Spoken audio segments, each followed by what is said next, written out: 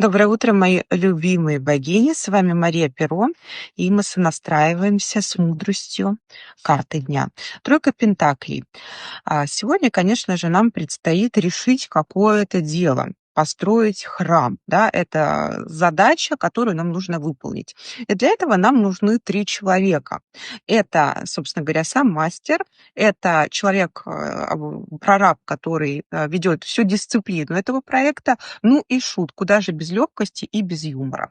Поэтому, применяя идею карты дня сегодня, вы можете поразмыслить, кто мне может помочь довести дело до конца, дошлифовать, да, какой-то проект, задачу, либо внутри меня все три этих персонажа, дисциплина, опыт, ну и, конечно же, юмор присутствует. Соберите это все в единую концепцию, и у вас просто великолепный день, где все складывается так, как вам нужно.